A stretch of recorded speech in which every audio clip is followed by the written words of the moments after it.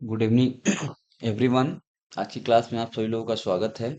कल हमने बात किया था कि साइकोलॉजी और स्पोर्ट्स साइकोलॉजी के बारे में बात किया था। उसके हम मीनिंग को देखे थे, डेफिनेशन को देखे थे। उसके बारे में जो हिस्टोरिकल फैक्ट थे उसके बारे में हम लोगों ने बात की थी। लास्ट में हमने इस स्लाइड पे डिस्कशन किया था। इसके पहले एक डेफिनेशन का था। देन इस पे हमने चर्चा की थी। तो मनोविज्ञान की तीन प्रमुख कार्य क्षेत्र थे। पहला टीचिंग, दूसरा रिसर्च, तीसरा एप्लीकेशन। तीनों के बारे में हमने इधर डिफाइन किया था। ठीक है। तीनों के बारे में हम लोगों ने डिफाइन किया था इसमें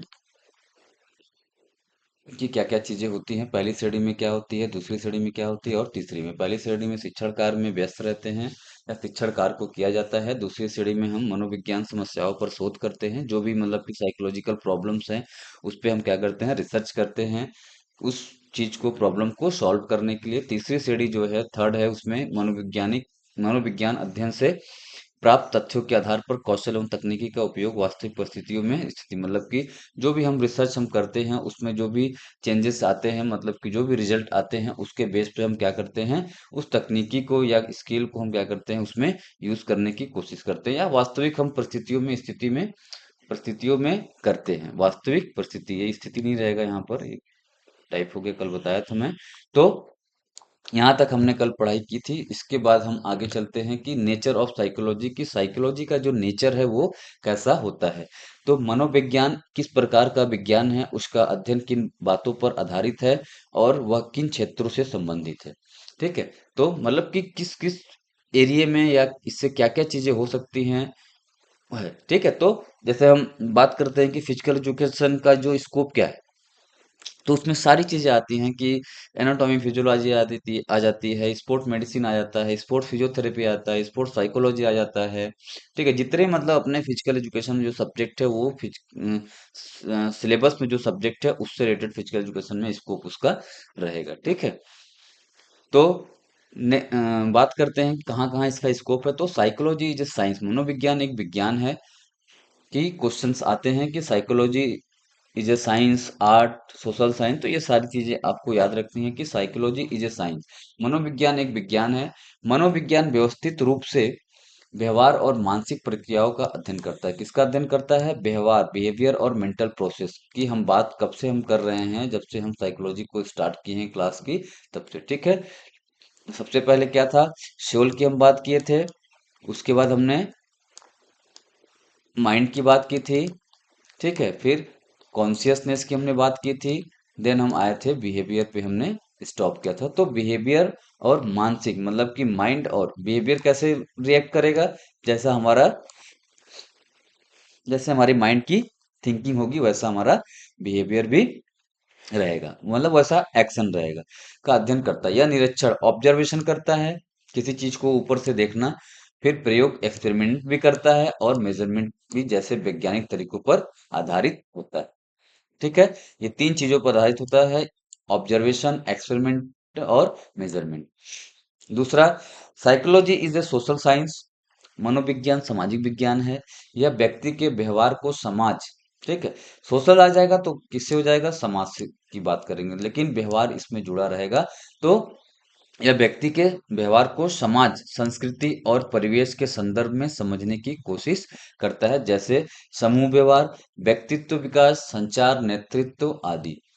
क्या क्या चीजें आ जाएंगी अगर हम सामाजिक विज्ञान की बात करेंगे साइकोलॉजी से रिलेट करके? तो ग्रुप का जो बिहेवियर है वो कैसा है, ठीक है, व्यक्तिगत व्यक्तित्व विकास, पर्सनालिटी डेवलपमेंट, संचार, कम्युनिकेशन कैसा है लोगों के साथ, नेतृत्व, आपकी लीडिंग कैपेसिटी, लीड कैसे करते हो आप सभी लोगों को, ये सारी चीजों के बारे में हम बात करते हैं।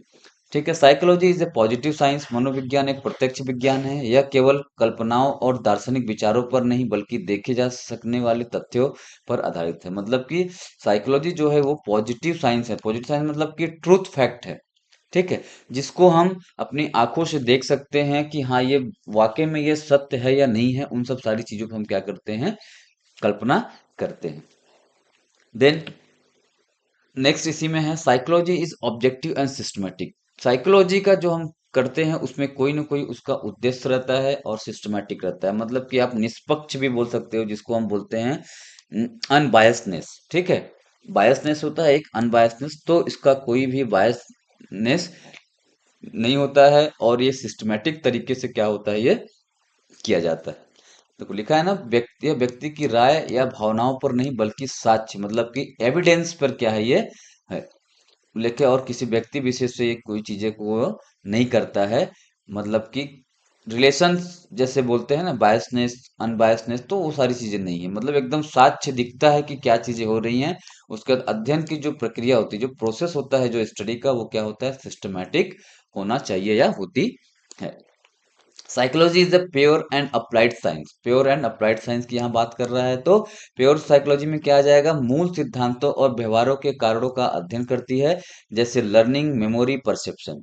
देन अप्लाइड साइकोलॉजी में क्या आ जाता है, इन सिद्धांतों को व्यवहार में लागू करके, जैसे एजुकेशन, क्लिनिकल और स्पोर्ट्स साइकोलॉजी की हम बात करेंगे। मतलब कि एजुकेशनल साइकोलॉजी होता है, क्लिनिकल साइकोलॉजी होता है और स्पोर्ट्स साइकोलॉजी। अभी आप देखोगे तो चाइल्ड साइकोलॉजी भी आ गया है, अगर ऐड करना है तो कर सकते हो। तो इन सब सारी चीजों को क्या करता है, यह लागू करता है। Psychology is both theoretical and practical.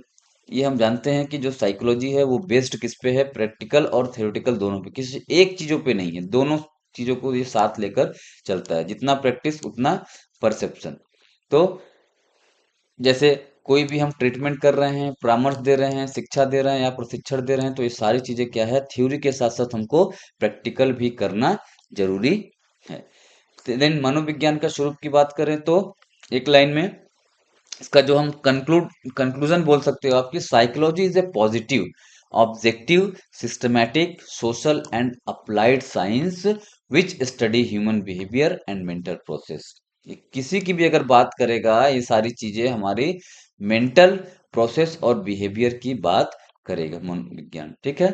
वो चाहे ग्रुप में हो, ना लिखा है ना, चाहे तो वो साक्ष्य हो, ट्रुथ फैक्ट हो, या ऑब्जेक्टिव हो, निष्पक्ष हो, या कोई उद्देश्य के लिए हो, सिस्टमैटिक होना चाहिए, और सोशल एंड अप्लाइड साइंस।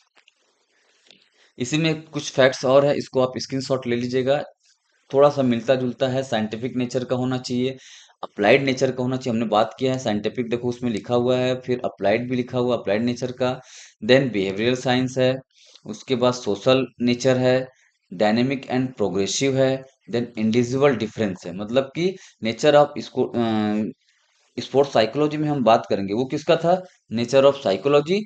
ये किसका है, nature of sports psychology, nature of sports psychology. तो साइंटिफिक नेचर का होना चाहिए। तो स्पोर्ट्स साइकोलॉजी पूरी तरह वैज्ञानिक सिद्धांतों, प्रयोगों और अवलोकन पर आधारित है। यह खेलों में मानसिक प्रक्रिया जैसे प्रेरणा, एकाग्रता, चिंता, आत्मविश्वास आदि का वैज्ञानिक अध्ययन करता है। तो देखो साइंटिफिक नेचर में क्या क्या चीजें आ गई इसमें। तो साइंटिफिक नेचर में मेंटल प्रोसेस आ रहा है, मेंटल प्रोसेस से हमको, हम बिहेवियर से हम डिनोट कर सकते हैं कि मेंटल प्रोसेस के अकॉर्डिंग हमारा जो एक्शन होता है, जो बिहेवियर होता है, वो हमको आउटपुट में बाहर दिखता है। तो जैसे कि प्रेरणा, मोटिवेशन हम कैसा दे रहे हैं, तो मोटिवेशन के हम आगे आगे पढ़ेंगे कि मोटिवेशन दो टाइप के होते हैं, एक आंतरिक होता है, एक बाह्य होता है। तो उन सब सारी चीजों को आगे बढ़ेंगे, ये केवल हमने नेचर को भी पढ़ना है। तो मोटिवेशन जो है कैसा मिल रहा है, आंतरिक मिल रहा है या बाह्य मिल रहा है। देन एकाग्रता, फोकस जिसको हम बोलते हैं, या कंसंट्रेशन भी बोल सकते हैं, कि एकाग्रता कैसा है किसी चीज पे, फोकस कैसा है आपका किसी भी लक्ष्य पे जो आपको अचीव करना है। देन चिंता, एंजाइटी की भी हम बात करेंगे आगे, कि एंजाइटी भी होता है, ट्रेट एंजाइटी और स्टेट एंजाइटी होता है। तो अभी केवल हम इसको शॉर्ट में देखेंगे, आगे हम इसको डिटेल से हम पढ़ेंगे, ठीक है। आत्मविश्वास भी आता है, कॉन्फिडेंस, मतलब कि साइकोलॉजी की या स्पोर्ट्स साइकोलॉजी की बात करेंगे हम, तो ये बहुत ही ब्रॉड एरिया है, ठीक है। एक एक पॉइंट पे एक एक लेक्चर मतलब कि हो सकता है, ये मोटिवेशन पे, देन एंजाइटी पे, कंसंट्रेशन पे, कॉन्फिडेंस पे, ये सारी चीजें बहुत ही ब्रॉड एरिया है। तो हमको जितनी आवश्यकता है उतनी चीजों को हम देखेंगे, क्या क्या चीजें एग्जाम में पूछ सकती हैं, उन सब सारी चीजों को हमको देखना है, ठीक है। देन आदि वैज्ञानिक अध्ययन करता है, मतलब कि इन सब सारी चीजों को क्या करता है, अध्ययन करता है साइंटिफिक नेचर से। देन अप्लाइड नेचर क्या है, प्रयोगात्मक रूप स्वरूप, यह केवल सैद्धांतिक नहीं है बल्कि व्यवहार में लागू होने वाला विज्ञान भी है। मतलब कि सैद्धांतिक कोई प्रिंसिपल नहीं बना है कि केवल प्रिंसिपल बन के उसको करना है, नहीं, उसको व्यवहार में अप्लाई भी करना है, अपने बिहेवियर में क्या करना है, अप्लाई करना है। जो चीजें आप पढ़ रहे हैं, जो अध्ययन कर रहे हैं, जो निष्कर्ष निकल रहा है चीजों से, साइकोलॉजी से, उसको अपने बिहेवियर में अप्लाई भी करना है। अगर आप अप्लाई नहीं कर रहे हो तो उसका कोई मतलब नहीं है, इसीलिए बोला गया कि यह केवल सैद्धांतिक नहीं है, ठीक है। कोच और खिलाड़ी इसके सिद्धांतों का उपयोग अपने प्रदर्शन को सुधारने में करते हैं। ठीक है, जितने भी इसके सिद्धांत है, जो प्रिंसिपल हैं, उसको अपने बिहेवियर में अप्लाई करते हुए अपने क्या करना है, प्रदर्शन को सुधारना है। मतलब कि जो भी आपका परफॉर्मेंस है, परफॉर्मेंस कहाँ से खराब हो रहा है, उसको क्या करना है, हमको समझना है। तो उदाहरण में बोला गया है कि कंपटीशन से पहले रिलैक्सेशन टेक्निक या विजुअलाइजेशन का प्रयोग। ठीक है, विजुअलाइजेशन का प्रयोग।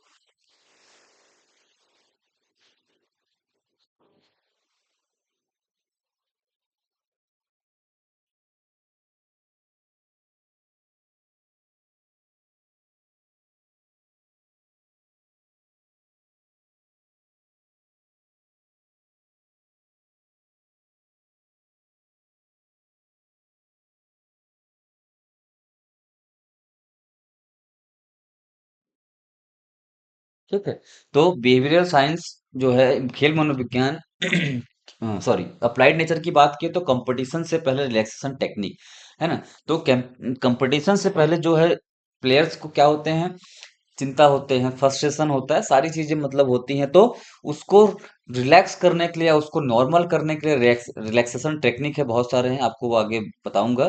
ठीक है, तो रिलैक्सेशन टेक्निक जो है यूज किया जाता है उसको कंपटीशन में भाग लेने के लिए, उसको नॉर्मल लाने के लिए, मतलब उसके फिजियोलॉजिकल और जो साइकोलॉजिकल चीजें हैं उसको नॉर्मल लाने के लिए हम क्या करते हैं, रिलैक्सेशन ट्रेनिंग हम करवाते हैं प्री कंपटीशन, या विजुअलाइजेशन करवाते हैं। मतलब कि चीजों को हम दिखाते हैं, उनको रियलाइज कराते हैं कि क्या क्या चीजें हो सकती हैं और क्या क्या चीजें तुम कर सकते हो। मतलब कि आपको कंपटीशन में उतरना है तो आपको उससे पहले क्या करना है, मेंटल ट्रेनिंग लेना है। तो मेंटल ट्रेनिंग में ये सारी चीजें आती है, रिलैक्सेशन टेक्निक, विजुअलाइजेशन हम करते हैं, और भी बहुत सारी चीजें हैं जिसको आपको आगे हम बताएंगे। देन बिहेवियरल साइंस में क्या है, व्यवहारिक विज्ञान। खेल मनोविज्ञान खिलाड़ी के व्यवहार, सोच और भावनाओं को समझता है। यह जानने की कोशिश करता है कि खिलाड़ी दबाव, असफलता या सफलता में कैसे प्रतिक्रिया देते हैं। कल हमने बात किया था ना कि अगर आप मैच को जीतते हो तो आपका रिएक्शन कैसा होना चाहिए लोगों के प्रति, जो कि जैसे हम अभी सोशल ग्रुप की बात की कि हमारा समूह में कैसा बिहेवियर होना चाहिए। ठीक है, सोशल बिहेवियर जिसको बोलते हैं सामाजिक बिहेवियर कैसा होना चाहिए। तो ऐसा नहीं है कि जीतने और हारने के बाद हमारा रिएक्शन गलत हो जिससे किसी को नुकसान हो जाए। तो ये सारी चीजों को क्या करता है, अध्ययन करता है। ठीक है, ये जानने की कोशिश करता है कि खिलाड़ी दबाव और प्रतिक्रिया कैसे देता है। तो उसको हम क्या करेंगे, जो भी फॉल्ट आएगा, जो भी उसमें कमी रहेगी, उसको हम पूरा करने की कोशिश करेंगे थ्रू द ट्रेनिंग। ठीक है, उसके बाद सोशल नेचर क्या है, सामाजिक स्वरूप। खेल केवल व्यक्तिगत क्रिया नहीं है। मतलब कि ये आप इंडिविजुअल के लिए नहीं करते, कोई भी अगर खिलाड़ी अगर खेल रहा है तो वो क्या करता है, वो समाज के लिए होता है। जैसे कि कोई भी इंटरनेशनल पार्टिसिपेट कर रहे हैं, जैसे मान लीजिए कि नीरज चोपड़ा कर रहे हैं, तो उनका व्यक्तिगत तो है, लेकिन व्यक्तिगत के साथ साथ कहीं कहीं वो नेशन को भी रिप्रेजेंट कर रहे हैं।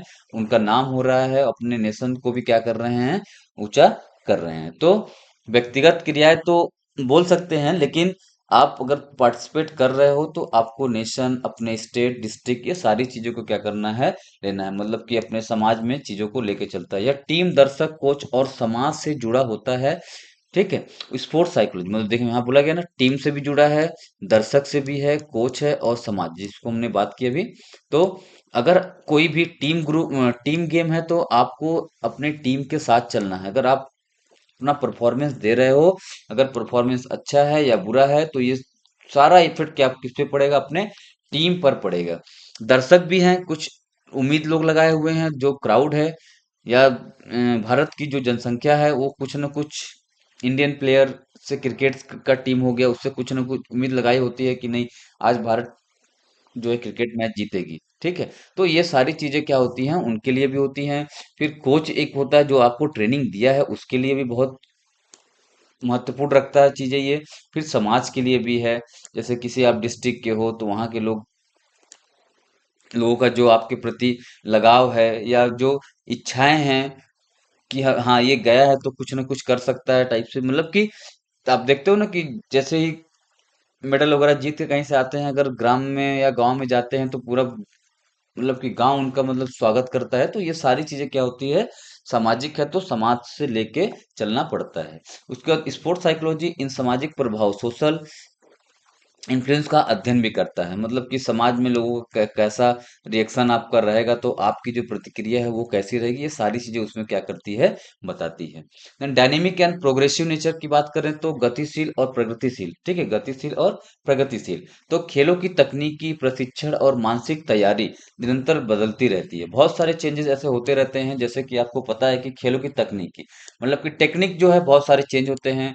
हम जो ट्रेनिंग देते हैं, प्रशिक्षण देते हैं, वो भी चेंज होते रहती है। मतलब कि नए नए इनोवेशन उसमें करते रहते हैं, नए नए ओरिएंटेशन चीजों को क्या करते हैं, अप्लाई करते हैं, लागू करते हैं। मानसिक तैयारी निरंतर बदली रहती है। मतलब कि जो हम मेंटल प्रिपरेशन हम कराते हैं बच्चों को या स्पोर्ट्स प्लेयर को, वो भी क्या रहती है, निरंतर बदलती रहती है।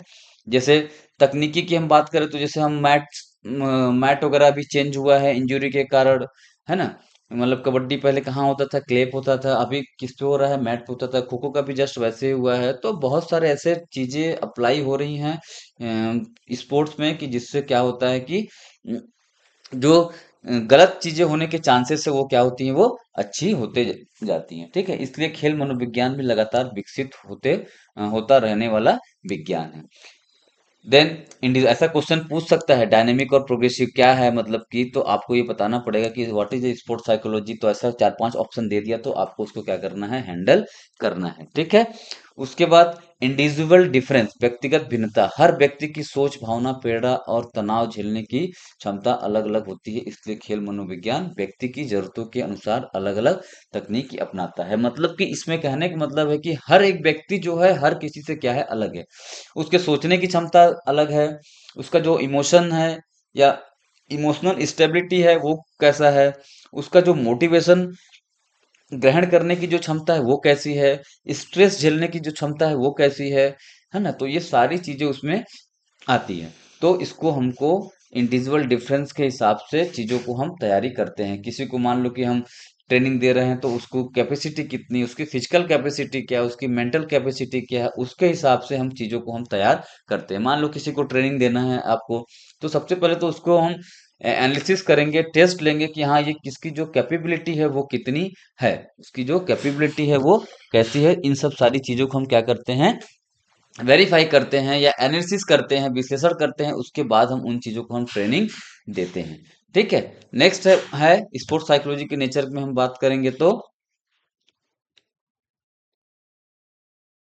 हाँ, ये नेचर ऑफ स्पोर्ट्स साइकोलॉजी, इतने सारी चीजें हैं। अब इसके बाद हम बात करेंगे कि जो संभावनाएं हैं, जो संभावनाएं हैं वो क्या है, खेल मनोविज्ञान की जो संभावनाएं हैं उसके बारे में हम बात करेंगे। Scope of sports psychology, training and coaching में इसका जो है स्कोप है या संभावना है। प्रशिक्षण और कोचिंग में हम बात करेंगे। खेल मनोविज्ञान खिलाड़ियों की मानसिक तैयारी, खेल मनोविज्ञान खिलाड़ियों की मानसिक तैयारी, मेंटल प्रिपरेशन जो हमने पीछे बात की थी, में सहायता करता है। कोच खिलाड़ियों की motivation, concentration, confidence, emotional control को बढ़ाने के लिए मनोवैज्ञानिक तकनीकी का प्रयोग करता है। यहाँ बात आ गई कि जो इसकी संभावनाएं हैं, कहाँ कहाँ इसको हम स्पोर्ट्स साइकोलॉजी को अप्लाई कर सकते हैं। तो स्पोर्ट्स साइकोलॉजी को अप्लाई हम इन जगहों पे कर सकते हैं, जैसे कि जब हम मेंटल प्रिपरेशन हम प्लेयर को करवा रहे हैं, तो कोच खिलाड़ी की मोटिवेशन, मतलब कि वो किन चीजों से मोटिवेट होगा उसको हमको देखना है। ठीक है। फिर कंसंट्रेशन, है ना, कंसंट्रेशन क्या है। फिर हम उसको जैसे बोलते हैं ना कि एक पनिशमेंट, मोटिवेशन में क्या है, पनिशमेंट भी देते हैं, रिवॉर्ड भी देते हैं। ठीक है। तो उन सब ऐसा पनिशमेंट कभी कभी पूछता है कि पनिशमेंट इज रिवॉर्ड और नॉट, है ना। तो आपको ये बताना है कि पनिशमेंट भी क्या है, एक तरह का मोटिवेशन है चीजों को लेकर, है ना। तो कभी क्या है, कोई बच्चा परफॉर्मेंस नहीं किया तो उसको एक आध मैच में हम क्या किए, बैठा दिए। ठीक है। तो उसको ये लगा कि अगर मेरा अच्छा परफॉर्मेंस नहीं है तो हमको और मेहनत करनी है। तो इस तरीके से हमको मेहनत करनी है कि हमको टीम में मैं बने रहूं या हमको टीम में बनाया रखा जाए। ठीक है। तो मोटिवेशन वैसे मिलता है। फिर कंसंट्रेशन की हम बात करते हैं कि हमारा जो एकाग्रता है वो कैसा है। एकाग्रता के लिए हम कौन कौन से टेक्निक को यूज करते हैं। ठीक है। कॉन्फिडेंस, हमारा आत्मविश्वास कैसा है, मतलब लोगों से जो बातचीत करने का जो तरीका है या मैच के पहले या मैच के दौरान वो सारी चीजों को कॉन्फिडेंस लाने के लिए भी हम ट्रेनिंग देते हैं। देन इमोशनल कंट्रोल कैसा है वही बताया कि अगर हम मैच को जीत रहे हैं तो कैसा हमारा इमोशनल कंट्रोल होना चाहिए। ड्यूरिंग द मैच की हम बात कर रहे हैं, ठीक है, ड्यूरिंग द मैच की या ड्यूरिंग द ट्रेनिंग की हम बात कर रहे हैं कि मतलब कि लोगों को देख के वो कर ले रहा है, मैं नहीं कर पा रहा हूँ, तो ये सारी चीजों भावनाओं को किया जाता है, डेवलप किया जाता है कि उसका जो इमोशन है, जो इमोशनल बैलेंस है, उसको क्या किया जाए सके ट्रेनिंग से अच्छे तरीके से या स्पोर्ट्स साइकोलॉजी के थ्रू हम क्या करें उसको मेंटेन करके रखें। उसको बढ़ाने के लिए मनोवैज्ञानिक तकनीकों का प्रयोग करते हैं। फिर हम बात करेंगे परफॉर्मेंस इनहेंस होता है स्पोर्ट्स साइकोलॉजी से। अगर हम ट्रेनिंग दे रहे हैं मतलब कि मेंटल कोई हम कर रहे हैं तो परफॉर्मेंस में उसका इनहेंस होना है, प्रदर्शन में सुधार, ठीक है। तो कैसे कैसे पीछे बात किए थे ना कि visualisation, relaxation technique, self talk, goal setting, ये सारी जैसी तकनीकों से खिलाड़ी अपने प्रदर्शन को उच्च स्तर पर ले जा सकता है। यह प्रतिस्पर्धा के समय एंजाइटी और प्रेशर को नियंत्रित करने में मदद करता है, ठीक है। तो प्रदर्शन में सुधार करने के लिए विजुअलाइजेशन मतलब कि हम उसको इमेजिनरी टेक्निक एक होता है कि कराने के लिए, जैसे कि हम किसी भी चीज को मान लो कि 100 मीटर स्प्रिंट हमको उसको कराना है तो हम उसको विजुअलाइजेशन करा दिए, एक जगह बैठे बैठे उसको क्या किया हम 100 मीटर रनिंग करा दिए, उससे हम देखते हैं मतलब कि ये एक बहुत ही अच्छा टेक्निक है कि चीजों को आभास करवाना, ठीक है, विजुअलाइजेशन कराना कि नहीं तुम ऐसा कर सकते हो चीजों को, है ना। उसके बाद रिलैक्सेशन ट्रेनिंग भी है। सेल्फ टॉक मतलब कि खुद से बात करना, सेल्फ टॉक मतलब क्या होता है, खुद से बात करना कि ये अपने से चीजों को अपने को मोटिवेट करना, ठीक है, खुद से बात करते हो कि नहीं मैं कर सकता हूँ या इस चीज को करना बहुत ही आसान है, मतलब कि चीजों को पॉजिटिव वे में लेके सोचना या उसको उसके बारे में या कंपटीशन के बारे में सोचते हुए मतलब कि पॉजिटिव है, जो भी हम चीजें करेंगे हम पॉजिटिव वे में इसको करेंगे। गोल सेटिंग हमारा होना चाहिए कि हमारा लक्ष्य क्या है, हमको क्या पाना है, ये सारी चीजें इसमें आती है, ठीक है। उसके बाद इसमें हम कैसे एंजाइटी और प्रेशर को कैसे नियंत्रण करेंगे या नियंत्रित करेंगे, कंट्रोल करेंगे, ये सारी चीजें इसको हम परफॉर्मेंस जो हम करते हैं मतलब कि इसके थ्रू ये सारी जो चीजें आपकी दिख रही है इसके थ्रू हम एंजाइटी और प्रेशर को कैसे नियंत्रित करेंगे या कैसे ये मदद करते हैं। टैलेंट आइडेंटिफिकेशन प्रतिभा पहचान, खेल मनोविज्ञान खिलाड़ियों की व्यक्तित्व, प्रेरणा और रुचि के परीक्षण द्वारा यह तय करने में मदद करता है कि कौन सा खिलाड़ी किस खेल के लिए उपयुक्त है। अब टैलेंट आइडेंटिफिकेशन की जब हम बात करेंगे, तीसरा पॉइंट इसमें आप जो देख रहे हो, तो ऐसा नहीं है कि हम किसी भी प्लेयर को किसी भी हम चीजों के लिए ट्रेनिंग मतलब कि सबसे पहले हमको उसको एनालिसिस करना है कि वो किस खेल के लिए बना है या वो किस खेल में अच्छा परफॉर्मेंस दे सकता है। उसके बेस पे हम उसको क्या करेंगे, गेम में सेट करेंगे कि तुम किस गेम को अच्छा खेल सकते हो। ये कौन करेगा, एक कोच एक ट्रेनर करेगा कि उसके टैलेंट को क्या करेगा या उसकी प्रतिभा को कि उसका जो परफॉर्मेंस है उसको कैसे वो एनालिसिस करता है कि वो किस गेम के लिए बना है। अब जैसे लंबा खेल कोई है खिलाड़ी है तो वो कोशिश करेगा कोच कि वो बास्केटबॉल में जाए, नेट बॉल में जाए, वॉलीबॉल में जाए, है ना, हैंडबॉल में जाए, तो इस तरीके से क्या रहता है वो सेट किया जाता है कि कौन सा खिलाड़ी किस खेल के लिए बना है, ठीक है। आगे हम बात करेंगे मोटिवेशन एंड कॉन्फिडेंस बिल्डिंग, प्रेरणा और आत्मविश्वास में वृद्धि की बात कर रहा है। तो खेल मनोविज्ञान विभिन्न मोटिवेशनल सिद्धांतों जैसे कि इंस्ट्रिक एक्सट्रीन्स मोटिवेशन, जैसे मैं अभी बताया था कि मोटिवेशन में आंतरिक और बाह्य मोटिवेशन का, तो यहाँ मोटिवेशन और कॉन्फिडेंस की बात हो रही है कि उसको बढ़ाने की का प्रयोग कर खिलाड़ी में आत्मविश्वास जगाते हैं, ठीक है। आगे हम बात करेंगे मोटिवेशन और कॉन्फिडेंस की डिटेल्स में।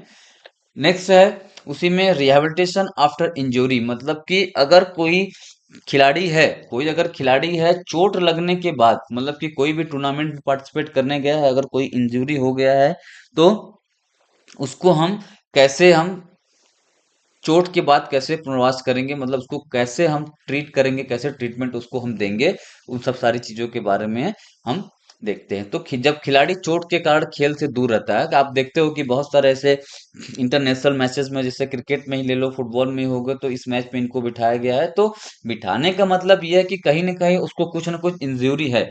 जैसे कि हम लोग टूर्नामेंट खेलते हैं, चोट लग गया तो छह एक हफ्ते 10 दिन बाद हम फिर से क्या करते हैं चीजों का। लेकिन जो इंटरनेशनल लेवल के खिलाड़ी होते हैं उनको बहुत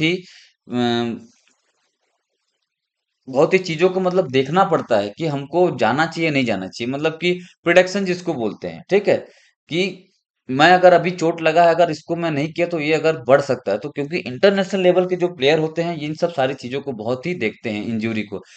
हल्का सा भी एंकल ट्विस्ट हुआ, वैसा लगा कि नहीं थोड़ा सा दर्द आया है करके, भले ही वो सीवियर इंजरी ना हो, लेकिन अगर थोड़ी बहुत भी इंजरी अगर हुई है तो उसको कहीं ना कहीं वो उसको मैच को टॉलरेट करते हैं या इग्नोर करते हैं कि नहीं इस मैच में हमको नहीं खेलना, या उसका जो फिजियोथेरेपिस्ट होता है या जो उसका मेडिकल का जो स्टाफ होता है वो कहीं ना कहीं उसको उन सब चीजों को मना करते हैं कि नहीं अभी आपको रेस्ट करना है, इसीलिए आपको बैठाया गया है, आपको मैच में पार्टिसिपेट नहीं करना है। और जो ये रिहैबिलिटेशन होता है ये बहुत लंबे समय तक भी उनका चलता है ना, 5-5 महीने 6-6 महीना तक कंटिन्यू, मतलब कि उसको रेस्ट देना है। ऐसा नहीं कि चोट लग गया और 1 महीने हम दवा किए ठीक ठाक अभी हो गए हैं तो नहीं चलो फिर से पार्टिसिपेट करते हैं, तो उनका ये रहता है कि अगर फिर से हमने पार्टिसिपेट किया, अगर फिर से जरा सा भी उस बॉडी पार्ट पे जहां इंजरी हुई है अगर जरा सा भी हुआ तो वो क्या होगा, वो फिर बढ़ने के चांसेस रहते हैं। तो खेल मनोविज्ञान मानसिक रूप से उससे फिर से सकारात्मक और प्रेरित बनाता है, मतलब कि अगर हम रेपिटेशन कर रहे हैं इंजरी का तो कहीं ना कहीं उसको हमको ये होता है कि हम को चोट लगी और हमने क्या किया कि 2 मैच 3 मैच हम बैठ के क्या किए, रिहैबिलिटेशन किए, उसको हम इंजरी को हम ट्रीटमेंट दिए, तो कहीं ना कहीं उसमें सकारात्मक प्रभाव आता ही आता है कि अब तो मैं बिल्कुल ठीक हूँ। लेकिन अगर आप इंजरी होने के तुरंत बार, जैसे देखते हो कभी कभी चोट लगने के बाद भी लोग बोलते हैं कि नहीं मैं खेलूंगा ऐसा करके, तो ऐसा नहीं होना चाहिए। ये स्पोर्ट्समैन स्पिरिट की बात हम यहाँ पर नहीं करते हैं, मतलब कि आपको केवल क्या है कि इंजरी हुआ है तो छोटी छोटी चीजों को भी आपको क्या करना है, अवॉइड करना है ना, तो उसको आपको ट्रीटमेंट लेना है जब तक कि डॉक्टर से आप परामर्श एडवाइस न ले लो तब तक आपको फिर से स्पोर्ट्स में एंट्री नहीं करनी है, ठीक है। जो वो ट्रीटमेंट बता रहा है, जो एक्सरसाइज बता रहा है उसको आपको कंटिन्यू करते रहना है, ठीक है। नेक्स्ट हम बात करते हैं टीम चूजन, टीम एकता और समन्वय। ये बहुत ही बड़ा फैक्टर है स्पोर्ट्स साइकोलॉजी में कि टीम में कोऑर्डिनेशन बनाना, समन्वय बनाना, कि देखो लिखा है ना, टीम खेलों में खिलाड़ी के बीच तालमेल और सहयोग बनाए रखने में मदद करता है। यह ग्रुप डायनेमिक और टीम कम्युनिकेशन को सुधारता है। मतलब कि टीम चूजन जो होता है कि जो एक कोच होता है, जो ट्रेनर होता है, एक वो टीम को कैसे चूज करता है, उनकी जो बीच की जो कोऑर्डिनेशन है वो कैसे उसको मेंटेन करता है, उनका के बीच का जो कम्युनिकेशन है वो कैसा होना चाहिए, उन सब सारी चीजों को वो एक पैचअप करा के क्या करता है, टीम को अपने उतारता है या पार्टिसिपेट करने के लिए टूर्नामेंट में वो रेडी करता है। तो इन सब सारी चीजों को हम बहुत ही महत्व देते हैं कि टीम चूजन हमारा टीम कैसा होना चाहिए। टीम चूजन में हमारा जो है एक रिसर्च में क्वेश्चनायर वगैरह भी रहता है कि हम टीम का जो सिलेक्शन जो करेंगे उसको हम कैसे करेंगे, तो ये सारी चीजें उसमें आती है, ठीक है। उसके बाद नेक्स्ट है स्पेक्टेटर बिहेवियर, दर्शक व्यवहार का अध्ययन, मतलब कि दर्शक व्यवहार, खेल मनोविज्ञान दर्शकों की प्रतिक्रिया, उत्साह और दबाव के प्रभाव का अध्ययन करता है। यह समझता है कि दर्शक खेल को कैसे प्रभावित करते हैं। मतलब यहाँ ये बता रहा है कि जो दर्शक का होता है, जो स्पेक्टेटर बिहेवियर होता है कि कैसा होता है, मतलब कि आप देखते हो कहीं टूर्नामेंट में जगह से नॉर्मल, हम अभी इंटरनेशनल की बात हम नहीं कर रहे हैं, अभी नेशनल या कोई इंटर कॉलेज हम टूर्नामेंट खेलने जाते हैं तो उसमें देखते हो ना कि जो होम टीम रहता है वहाँ के बच्चे ज्यादा हो जाते हैं, तो एक प्रेशर बनता है, दबाव बनता है टीम के ऊपर कि मतलब अगर आप वो क्राउड शोर मचा रहा है अगर, तो वो कैसा रिएक्शन पड़ता है अपोनेंट पे, ठीक है। तो इसका बहुत ही इफेक्ट पड़ता है कि जो दर्शक का जो बिहेवियर है वो कहीं न कहीं मैच में जो खेल रहे जो प्लेयर हैं उन पे इफेक्ट डालता है, प्रभावित करता है, ठीक है। देन स्पोर्ट्स काउंसलिंग, खेल परामर्श, खेल मनोविज्ञान खिलाड़ियों को मानसिक तनाव, असफलता के डर और भावनात्मक समस्या से निपटने में सहायता करता है। मतलब कि जो बोलते हैं ना कि साइकोलॉजी एंड काउंसलिंग करके, तो काउंसलिंग, बच्चों का जो काउंसलिंग है उसको करना बहुत ही जरूरी है। अगर परफॉर्मेंस बिगड़ रहा है तो आपको काउंसलिंग करवाना है। ठीक है। काउंसलर भी देखो होते हैं, जो इंडियन टीम वगैरह में होते हैं उसके काउंसलर भी होते हैं। नॉर्मल यहाँ जो यूनिवर्सिटी वगैरह प्लेयर होते हैं ना, नेशनल लेवल के प्लेयर होते हैं, उनके भी काउंसलिंग की जाती है। ठीक है। जो अच्छे जगह से मतलब कि ट्रेनिंग ले रहे हैं या नेशनल लेवल पे पार्टिसिपेट कर रहे हैं, तो उनको क्या होता है कि काउंसलर की जरूरत पड़ती है चीजों को, कि इनका जो अगर परफॉर्मेंस खराब हो रहा है तो किस वजह से खराब हो रहा है। ठीक है। अगर मेंटल प्रेशर है या फियर है किसी चीज का, गेम का, इमोशंस, भावनात्मक समस्या, कोई भी इमोशनल प्रॉब्लम है, तो स्पोर्ट्स काउंसलिंग जो होता है, जो काउंसलर होता है स्पोर्ट्स का, वो इन सब सारी चीजों को क्या करता है, सही करने की कोशिश करता है। फिर सिलेक्शन ऑफ प्लेयर, खिलाड़ियों का चयन। खेल मनोविज्ञान खिलाड़ियों के मेंटल फिटनेस और साइकोलॉजिकल रेडीनेस का मूल्यांकन करने में मदद करता है। ठीक है।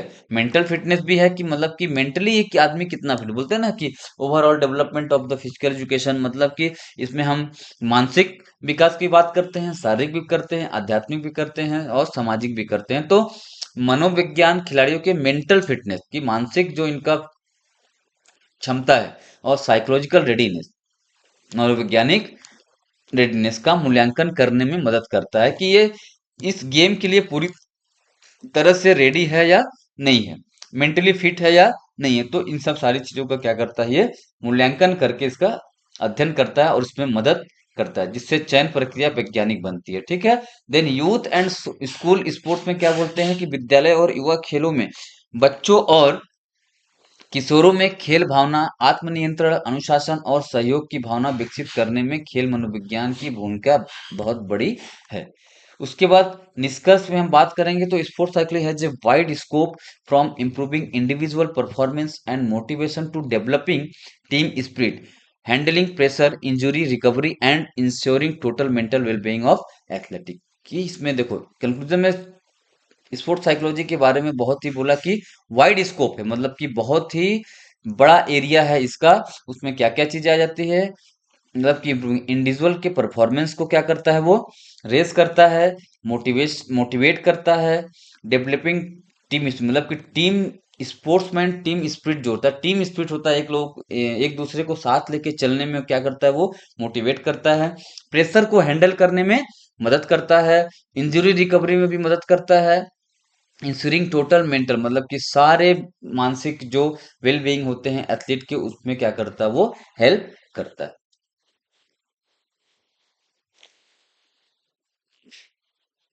ठीक है। उसके बाद some important facts about psychology की हम बात करेंगे, तो या स्पोर्ट्स साइकोलॉजी या साइकोलॉजी बोल लो, क्योंकि इसमें दोनों इंक्लूडेड है।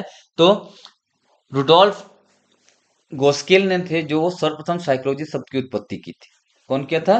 साइकोलॉजी शब्द की उत्पत्ति इन्होंने की थी, ये याद करना। फादर ऑफ की हम बात करेंगे तो अलग है ना।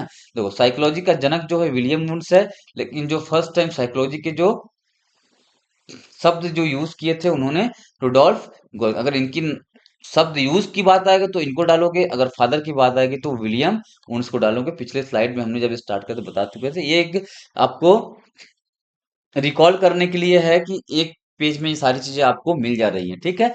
स्पोर्ट्स साइकोलॉजी के जनक को हम बताया था कि कॉलमैन ग्रिफ्थ को बोला जाता है। ठीक है। शैक्षिक मनोविज्ञान जो एजुकेशनल साइकोलॉजी जो होता है उसके जनक E.L. थॉर्नडाइक को हम कहते हैं। फिर अप्लाइड स्पोर्ट्स साइकोलॉजी का आविष्कार ब्रूस ओग्लीवीव ने किया था।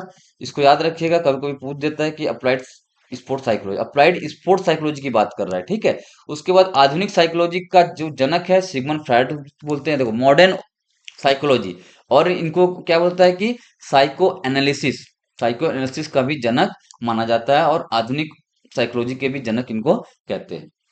साइकोलॉजी की उत्पत्ति फिलॉसफी से हुई है। पिछले में बोले थे कि दर्शन शास्त्र की बात हम किए थे कि पहले स्लाइड में पहला ही जो लाइन था उसमें था कि फिलॉसफी से हुई है। विज्ञान का प्रारंभ निरीक्षण के दौरान होता है, इसको थोड़ा सा आप निगलेक्ट करिएगा। ठीक है। उसके बाद विलियम वुंस ने सर्वप्रथम साइकोलॉजी की लेबोरेटरी की स्थापना लिपिस में 1879 में किया था। इसको याद रखिए कि जो फर्स्ट जो साइकोलॉजी की लेबोरेटरी थी वो 1879 में किया गया था। फिर मनोविज्ञान की कुल 20 शाखाएं होती हैं, लगभग 20 शाखाएं इनकी होती हैं। अगर क्वेश्चन ऐसा आता है कि कितनी शाखाएं होती तो आप 20 अगर दिया है तो आप उसको टिक कर सकते हो, या रेफरेंस के साथ किसी एक बुक में दिया गया है। ठीक है। सर्वप्रथम स्पोर्ट्स साइकोलॉजी की लेबोरेटरी की स्थापना, पीछे क्या था, साइकोलॉजी की लेबोरेटरी, यहाँ क्या आ गया, स्पोर्ट्स साइकोलॉजी की लेबोरेटरी की स्थापना डॉक्टर कार्ल डैम ने 1920 में बर्लिन में किया था, इसको याद रखिएगा। दूसरी बार स्पोर्ट्स साइकोलॉजी की जो लेबोरेटरी थी की स्थापना दो वैज्ञानिकों ने अलग अलग जगह पे किया था। तो लेनिन गार्ड ग्राड ग्राद द रहेगा ना, लेनिन ग्राद, लेनिन